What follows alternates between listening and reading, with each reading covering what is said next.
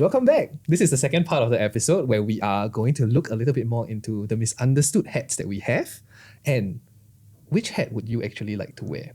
Yeah. Let's begin. So I think with these 12 hats that we have, I prepared a sequence of themes in which I really want us to try and go through. The first being the misunderstood hat. Out of the three that you have, which do you feel is the most misunderstood? And this is the part where I really want to encourage our guests, right? To also feel like, hey, you are able to just ask cross questions. And to really clarify that. Because I think that's going to be, it's almost like this conversation we're having internally to also understand one another a bit more. Perhaps we could pick for each other, which is Sure. most misunderstood. What do you think is the least understood of mine? Oh dear, mine's a bit tough to kind of The spread most out. or the least? Least understood. Yeah, Least so understood, the most, so yeah, the least understood. I'll go for the intermediary. Yeah, I wanted to say that also. Yeah. Okay. Yeah. Okay, I think maybe I can share a little bit about that because I wanted to pick the intermediary as Okay. well. Great. The reason for why I think that one of the most misunderstood hats is because we often don't see how insights, data, research might translate back into what we do. Yeah, and I think that was one of the base kind of considerations when I set up the team to say this is something that we really, really need to focus on. Yeah, and I think we've borrowed a lot from areas like implementation science to say how do you actually translate what's evidence, move that into really a structured way of implementing it to be able to sustain the implementation, to have that implementation finally be embedded within the organization. So that is a side of the work that I never thought I would need to do. Yeah, at the start point, it almost felt like, okay, I had to learn a lot of different things, right? I was a social worker before. Transiting into this role almost felt like, now I need to learn a lot of research skills. I need to learn to use like Python and R, right, which are more like software. Okay. But the question that kind of ate at me was, what do we do with all these findings? Yeah, and I think that was when I realized, hey, we need to be able to move this back into practice and of use. So I'm quite curious, right? So I think you were talking about having skills in data literacy and being able to interpret, understand, and then synergize and make it applicable for your team. Yeah. Could you give an example of what that looked like? It can be a small, bite-sized example. Yeah, that's perfectly fine. So we think about evaluations. Yeah, I think oftentimes we run evaluations, we're able to kind of understand the impact. And in this case, in terms of evaluation, sometimes we also find areas of improvements. One of the recent things that we also did was to run a prototype to really trial this program with a smaller set of people. And I think it was so interesting because there were nuances of the programs that the participants themselves felt that was present, but was actually unbeknownst to all of us. It would have been kind of, we would just glance over it. Yeah, but being able to see that, hey, that is something that's very critical. Me as the evaluator, being able to interpret that and flag to the team who's implementing this is super important. This is like probably the secret sauce.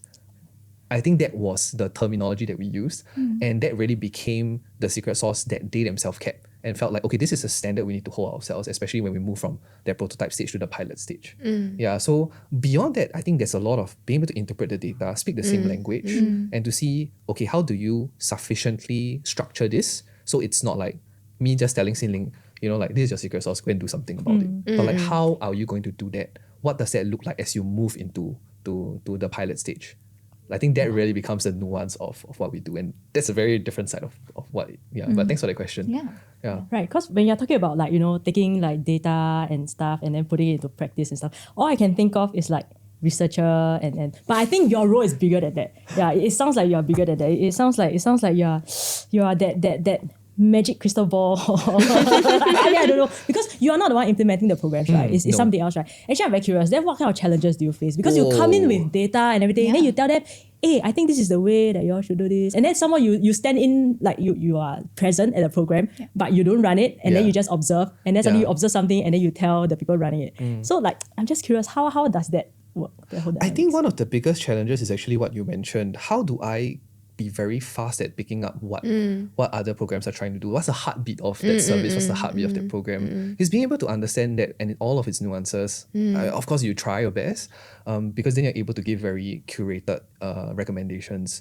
But at the same time, another core challenge that I have found to be difficult for myself is being able to make everything very jargon friendly. Yeah, because researchers, academia, sometimes the kind of terminologies we're using. Yeah, and I think that's also something that we are I've been facing in terms of being a clinician because I used to be. I'm trained as an occupational therapist, and I'm not saying that it's wrong in terms of doing evidence-based practice, because by the time a journal publishes or gets published, it's like 3 to 5 years down the line, and then by then that practice in itself may not be relevant at that point in time, because be it there's an introduction to new technology, be it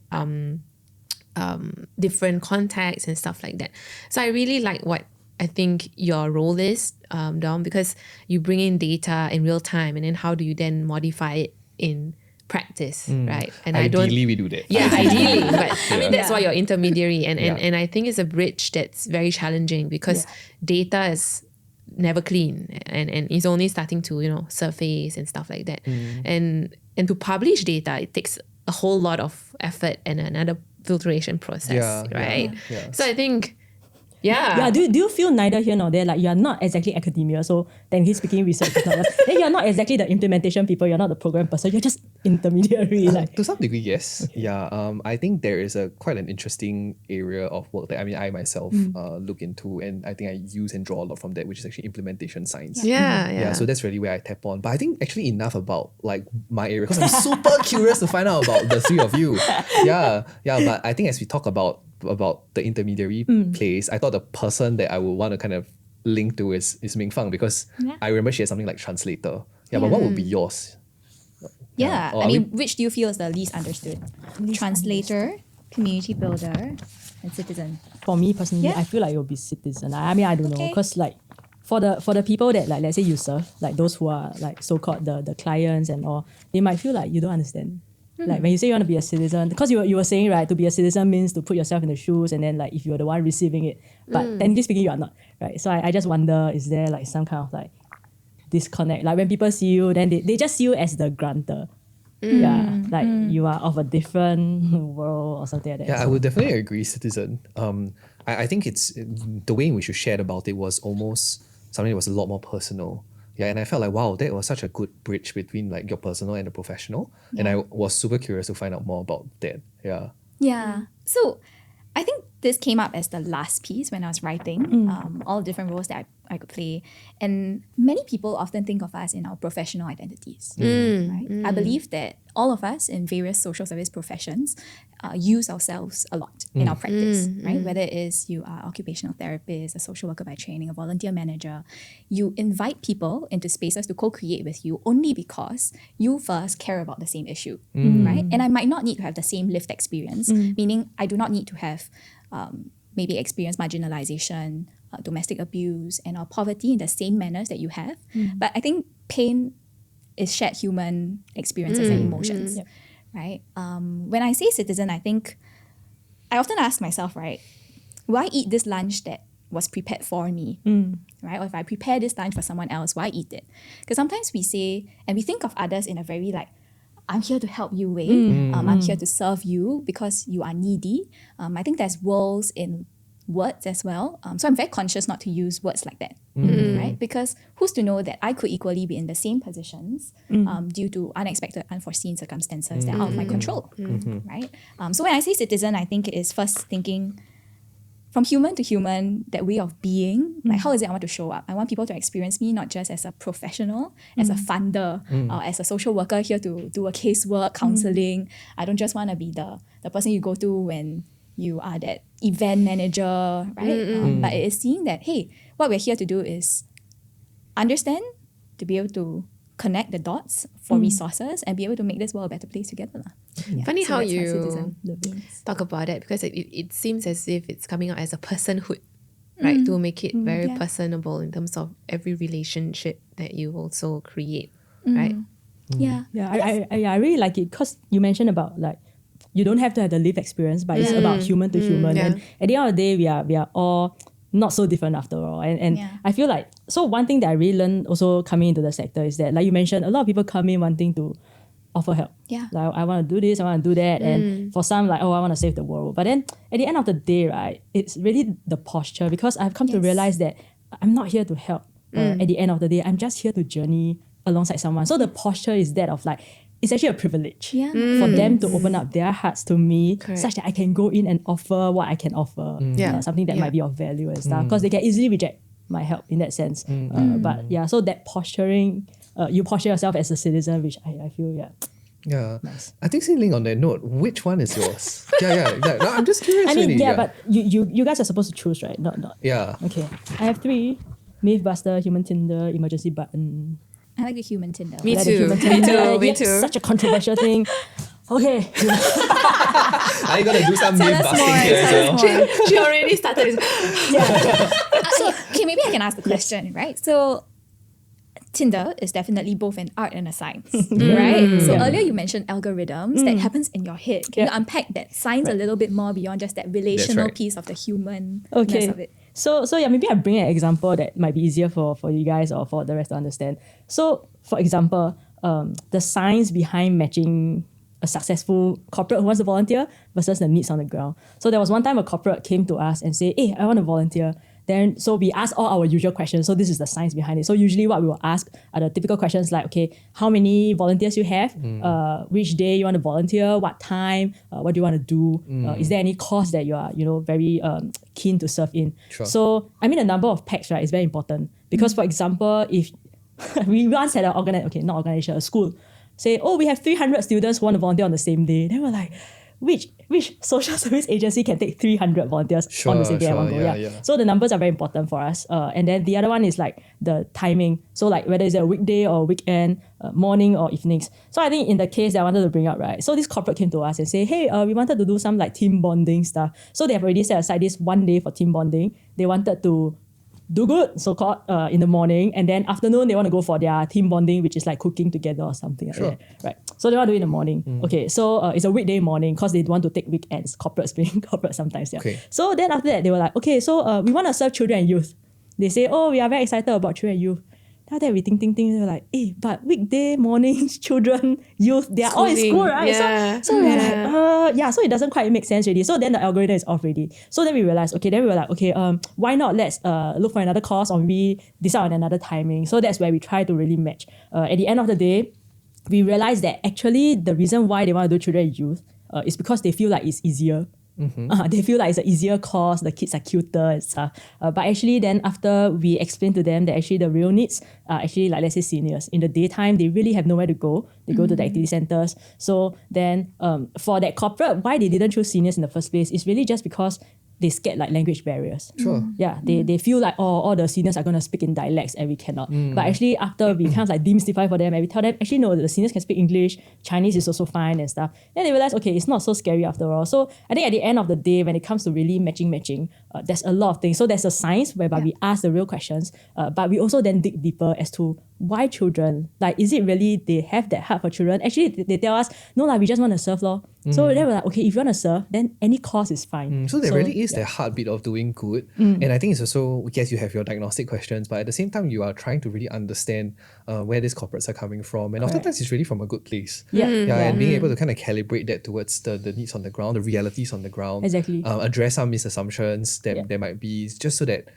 because volunteering is a great thing. And I think your role is being able to enable that to happen in a way that is also meaningful for them as well. Correct. So then that's the art. Because like for some organizations, they might just say, oh, sorry, then we cannot take you in. Sure. And then let's, send you to another organization. But at the end of the day, it's really to find that win-win for everyone. Okay, human Tinder. Zub, what's yours? Like, Oh you can show us gosh, again. okay. So I got timekeeper, party planner, and mother of the bride or groom. So you guys choose. For me, it's more of the mother of the bride and groom. Okay, because when I look at weddings, right, I always thought that the main person would be the bridezilla or the bride. And then if not like... Have a negative connotation about the brides. Not all brides are bridezilla, okay? I know, but recently like I have friends getting married and then like they're all just so kanchiao. So, but anyway, so I always thought that like in a wedding, for example, like the spotlight will always be on the bride who does most of the planning, hence maybe become bridezilla. If not, then it will be like, let's say, the maid of honor. Like the spotlight is not always on the mother. I think for me, what was interesting for me is actually the party planning. Because I was thinking about like Zub's role as special projects. Yeah. And I think there's a lot of complexity and a lot of adaptation that's actually required in yourself. Okay, let's merge this up. Ming Fang, do you have anything? I'm just curious, the special projects part. Actually. Okay, let's merge these two together, the mother of the bride and the party planner, because we're now planning for a wedding. Sure, So the party is a wedding. I'll just give a good an example, all right? So we wanted to create this new tech space in Satacom Health. I think that was about 2023. Right after COVID. So there was a lot of things that had to be sorted out in terms of, number one, getting the funding, number two, getting technology, what kind of tech is new and senior relevant and stuff like that. And then the other one is what kind of items you want to showcase and whether these items would be something that the seniors would be using. Like so Gerontech. Yes, Gerontech. So in that sense, in terms of your, say, automated medical pill box that tells you what time to have your meal, because then that will in itself highlight for those seniors with cognitively impaired or maybe cognitively declined to not miss their medication and then address things across the seniors like falls, and then what if they forget their keys, so you have your smart lock and stuff like that. So, but this project in itself does not only encompass my department, right? It encompasses the operations because you have to do renovation and stuff like that. It has to encompass like the procurement department because you have to purchase items and things like that. And definitely as a charity body, there's also governance around it. So there's a lead time, therefore it's a timekeeper, right? Yeah. I mean, and then after that, if it's an opening, then you would want to share this thing with your other colleagues in the sector. So there's an invitation that's coming up. When is the event going to happen? And then in this case, who was the guest of honor that's going to grace the event? Of course, it's the bride or the groom right? That one is the and then who are your ground people or those that's helping you with that party in itself, which is definitely your team members. Right? So really, when you talk about special projects, it's not just the project itself. Yeah. But there's just so many more peripheral things that you are actually doing pertaining to the broader management of all this. Yeah, getting a project from point A to point B is just one challenge. Correct. Yeah, but there almost sounds like there's so many different intermediary steps in between that you actually require to do. And once I empathize with that, and on the other hand, I'm like, wow, that's just so many different steps to take, Because you don't hear these kind of things, I guess, at the top of a mind of any social service professional, but just to hear it from you, like I think that's really quite interesting to know that, hey, there are such potential roles and that degree of diversity within our space. Yeah, because you mentioned about how there is this movement of like tech for SATA, right? So there's such an interesting aspect as well towards all this. Yeah. And when you have that, say when you want to introduce that service or the opening of that service or things like that, then there'll be an opening date, right? So you can't just expect it to open, right? Like, then everybody will come, right? There'll be like, you and your team will definitely have to do some kind of rehearsal and stuff like that. So there's like a soft launch and then slowly, and then when the hard launch, so that's the actual event. Yeah. And all this comes under your... Yeah. Yeah, okay. Yeah, she's planning more than a wedding, everyone. Yeah, she's definitely planning more than a wedding.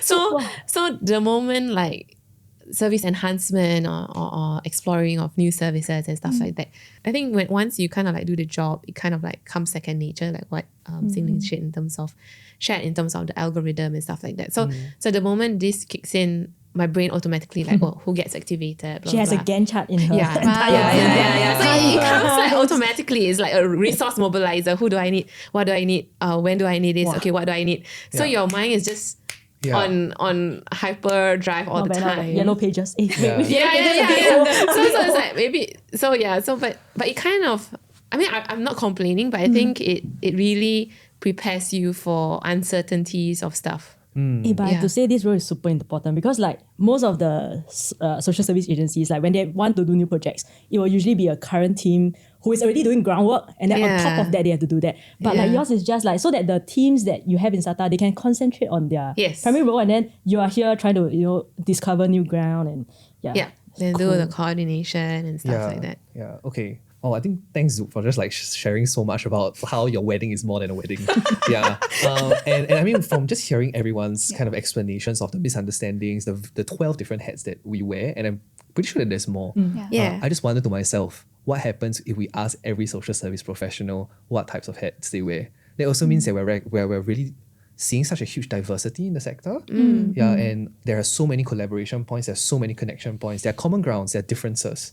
But how all this comes together, I think just having this conversation between the four of us also allows me to see that. Maybe, does anyone have any other reflections on this point? I wanted to add, right, that I think we all find ourselves in very different roles, right? Just even amongst the four of us. And the work that we each do, is only made possible by the work of others, Yeah. right? Because you have corporates, because you have community members who are already running the ground, you have social workers, you have case workers, then you're able to connect the dots and be able to link up resources, right? Because you have a team that is actually implementing, thinking about program design, implementation, then the insights that you have make sense, Yeah. right? And only because we have charities that we support, then we're able to channel funds and resources to them, right? So I think it's seeing that we're all different parts of a larger spectrum, or the river or stream, as you will. Yeah, beautifully put. Yeah. You know, like, which is also towards the closing. What is one hat that you would actually want to try or want to wear? That's such a heavy loaded question. I mean, Started fun and now we're here, right? I know. Oh my I gosh. mean, but really, I mean, seriously speaking, right? I mean, I've been in the sector for about 7 to 8 years, mostly working the ground and stuff.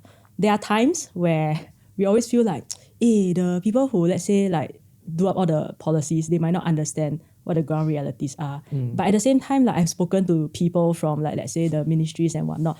I do understand that there are also a lot of considerations on their end. Yeah, I mean, no policy is perfect. So Yes, at the end of the day, yes. right, I'm just very curious to, like, if I can put on the hat of a policymaker, I think that would be great, because I really do want to put on their lens and to see the kind of considerations that they have. And then hopefully also use my kind of lens, whereby I've been on the ground for so many years, to then marry those two together. I thought that would be a great thing to do. Yeah, policy making is definitely extremely complex. It's just almost a whole different hat with many multiple hats that they also Yeah. have. Yeah. But so critical to our work. Absolutely, like they are absolutely. like funders and whatnot. Yeah. Zub, what about you? I think there's a common denominator among all four of us if you were to think about it in terms of intermediary, translator, human Tinder, and then like the party planner. We're all like kind of bridges in some form. So I think one of the hats that I want to do is definitely to not only understand the policy, but also in some ways like a diplomat in that way, where you kind of see, okay, so what actually United Nations. like we're moving. I mean, the world is moving so fast, right? Like there's so many changes with technology and things like that. Like, so where then do we kind of like find common grounding together as a sector and then move in a peaceful manner?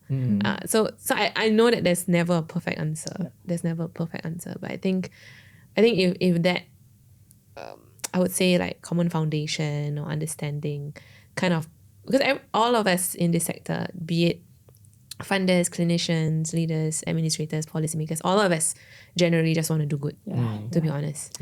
And how does that then, what does good look like, right? And is there a common good? And what is this common good? Yeah. Ming Fang, what about you? Yeah, I think I've been quite blessed to be in spaces where I can live out the hats that I'm hoping to. I think it's also seasonal, right? The different roles we play in different contexts and setting. I started my career early on as a social worker. Right? So you know that a huge part of the time would be spending days and nights with families who are going through crisis, right? And it was a lot of hard work and challenging, right? And we could have like 30 cases at any point in time. You have like lots of admin, and that took away time from us being able to spend on the ground, which was actually what we were funded and wanted to do. So I wanted to enter the world of a difference to see on the other side, right? How does the planning, how does the funding side influence behavior of social service agencies? And I think I've been blessed to be able to say that I have tried that. What I've learned is actually that there's a lot of capital here waiting to be unlocked as well. But sometimes it's that bridge, right? Like how do we actually access and meet people where they're at in both different spaces? I love to be in a space where I continue to sit in intersections. And that's something I encourage, and I hope all of us, right, are able to hold more. Sit with that tensions, right? Because it I can have be to easy jump to silo. on that, right? Yeah. It's the in-betweens. Yes. Right? I think we all, all of our Very us much. are like comfortable to be the in-betweens.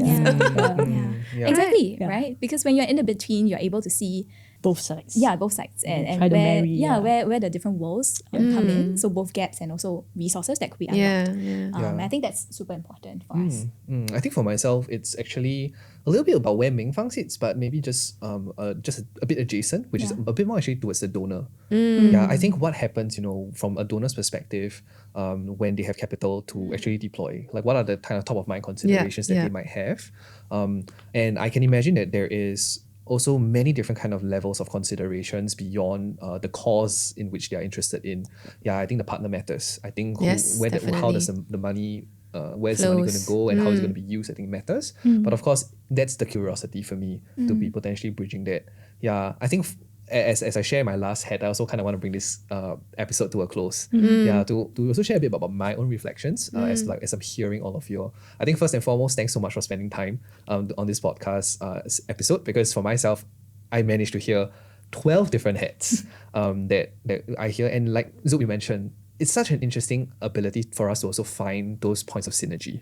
That there are common ground, that there is a similar desire among the four of us sitting here to bridge. Yeah, and I think that is also one of the points that I want to take home, to think to myself, actually, hey, as I speak with other social service professionals, what's the common ground that I can find with them? What is also the different points of synergy that I can hold and have them to understand, and vice versa as well. Yeah, I think that really becomes one of the learning points. Maybe what I can do is also to ask just a quick summary of the three of you. Yeah, maybe Zub, what is a learning point in which you have after hearing the 12 different hats that we have? I think for all of us, we definitely are comfortable with uncertainty, and I think the all four of us are like very creative in our own way. Yeah, and especially with the fact that how we come up with our own hats as well, right? And that's one thing that I think I'm blessed with. Like it's really a great time to know you guys as well, and you guys have shown me how flexible and adaptable we need to be in the sector, because sometimes being in the sector for so long, you can just this is how things should be and blah blah blah. So having a conversation around this actually also opens up your lens and then reminds me that there's colours, and you don't need to always colour in the box. We're very kaleidoscopic. Yeah. Xin Ling, what about you? Right. I mean, like as we talk, right, I'm just reminded of like all the different hats. And it's not just like this kind of like hats, but literally, hats with visor, the white brimmed hats, the fedoras, even your helmets that has that thing and everything. And I come to realize that, I mean, within the sector, there are already so many hats. Yeah. And then as we stand in between, in the middle, we are also grappling with the other hats from the external. So like your donors have different hats that they wear also. Policymakers, your corporate, schools, everyone has different hats. But at the end of the day, I just want to say... Yeah, she brought that. I just want to say that I believe. It's so cheesy, but... Continue wearing it. Keep wearing it, Xin Ling. Keep wearing it. Show it to the camera, put a bit of a... At the end of the day, I believe that, as we look up, I believe that we are able to see the same horizon. And when we see the same horizon, we can look towards that common ground or that common future, that shared purpose, that shared vision. I know some caps like block you, some caps don't, but really just look up and then see that common horizon. Okay, I'm going to take it off, it's so weird. Wow, that was great. Yeah. Ming Fang, close us off. Yes. I think it can be tempting to want to box ourselves in, like you say. But I hear from today and am energized by today, right? By the very diverse functions, identities that we can hold. So the both end kind of positions that we're able to have, I think that's beautiful, and that will allow us to emerge stronger, regardless of whatever evolving new social issues might come in 10, 20, 30 years in the future. Yeah. I think it brings back to what Dom said in terms of journeying, or as well as Xin Ling said in terms of journeying. And that's a fantastic note to end off. Yeah, I think we're a kaleidoscopic sector. Many colours. Yes, definitely. Very similar visions, contributions towards really painting this picture that we're all trying to paint. Yeah, like may that really one day be a tapestry that we all can see, and may that tapestry also continue to evolve. And with that, we've come to the end of the episode. Thank you.